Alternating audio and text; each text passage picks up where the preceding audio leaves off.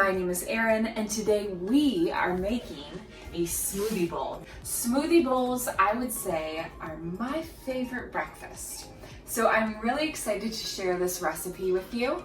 This is another recipe that you can really customize and make it any way that you want, depending on the type of fruits that you like and just the type of flavors that you're looking to incorporate into your breakfast. I usually have this at least twice a week, and it's just a great way to start my day, filling my body with fresh and delicious foods that I know are going to make me feel good throughout the day.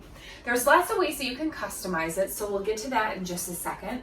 You might be wondering, what's a smoothie bowl? I've heard of a smoothie before, but a smoothie bowl? A smoothie bowl is just basically a thicker smoothie that you put into a bowl. You eat it with a spoon and you put your very favorite toppings on top. It adds different textures, different flavors, making it a really delicious breakfast. Well, the first item on our list is either a banana or avocado. And I usually choose one or the other because it really helps to thicken up the smoothie. That's kind of your base. So either choose a frozen banana or avocado. And like I mentioned in earlier videos, anytime my bananas start to go bad, I break them in half. I throw them in a freezer bag. Same thing with my avocados, especially since avocados go bad so fast. I'll take them, I'll peel them, I'll cut them into chunks, put them into a freezer bag, and then throw them into the freezer as well. And then I usually choose two different fruit options, and I just said fruit one, fruit two, so you can pick which fruits that you enjoy. I'll typically buy frozen fruit, but again, if I have fruit that's starting to go bad in my refrigerator, I'll wash it, put it in a bag, and put it into my freezer so it never goes to waste. And then a green of choice. Chefs, we always try to add some brightness to our dish. I like to choose maybe spinach, kale, sometimes even broccoli to add into my smoothie bowl. You can't really taste it, but it's adding so much nutritional value that it's going to really benefit you and make you feel better. So we eat foods not only because they taste good, but because they make us feel so good. Spinach, it has something called micronutrients in it. These nutrients are going to benefit us. They're going to make us feel more awake. They're going to make our brains function better so we're not foggy and we can get our work done and we can play longer without getting tired. So that's why I always recommend adding some type of green to your smoothie. And optional add-ins. So sometimes I'll add a protein powder or I'll add a little bit of peanut butter into my smoothie bowl. It's really up to you. We're gonna go ahead and start to assemble our smoothie bowl into a blender. Chefs, remember, make sure you have adult supervision and someone helping you to operate your blender at home. The first thing I'm gonna add is either my banana or my avocado.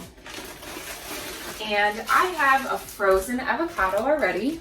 And so this is about 1/4 to 1/2 of a small avocado. How many times would I have to cut this whole avocado to give me 2 halves of an avocado? Once. Simply cut it down the center into equal parts and I have 2 halves of an avocado that looks like this. What if I wanted 4/4 of an avocado? Cut both halves down the center into equal parts, and I will have 1/4 or 1/4 of one whole avocado. There are 4/4 in one whole avocado. The fruits that I chose for the smoothie bowl today are peaches and strawberries. I'm just going to add a small handful, so maybe 3 peach slices, and then maybe 2 or 3 strawberries. I'm excited to try those flavors together. I think that's going to be really tasty. And now we are on to our green of choice. Typically, I always add a big old handful of spinach and put that into my blender, but I actually don't have spinach right now, so I'm going to add broccoli to my smoothie bowl. And honestly, you don't taste it, but it just adds that layer of nutrition. Broccoli is high in vitamin C. And vitamin C keeps our immune systems healthy, it keeps us healthy, so why not add it? Our word of the day today is actually not a kitchen term. Our word of the day today is brave. We do the cookbook class live and we have our chefs come and cook with us in person, we always talk about being brave and trying something new. We've had so many chefs make this recipe and add spinach or add a green or some type of ingredient that they weren't so sure about, but at the end of the class, they loved it. And not only did they love the taste of it, but they knew that the ingredients inside of this were doing really good things for their bodies. So that is why brave is our word of the day. Lastly, I am going to add 1 scoop of chocolate protein powder because I like the chocolatey taste. You could blend it up just as it is, but I like to just add 1 scoop of protein powder.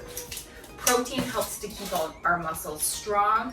Anytime we're active and moving, we need protein to help us to rebuild and strengthen our muscles. So that's why I choose to add it. Now we just need a liquid. I'm gonna fill the liquid about 1/4 of the way up. I usually just add water. You can add almond milk, regular milk, and then I'll add 2 or 3 ice cubes as well because I like my smoothie to be extra thick. The last thing we have to do is just put the lid onto our blender and then blend it up. It's now time for the best part. You get to add any toppings of your choice to the top of your smoothie bowl.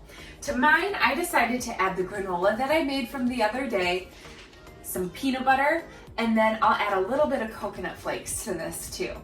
Sometimes I'll add sliced bananas or sliced strawberries if I have those on hand fresh, or maybe even any other frozen fruit of your choice. I hope you enjoy this one. Remember to always be brave and try something new. We'll see you next time.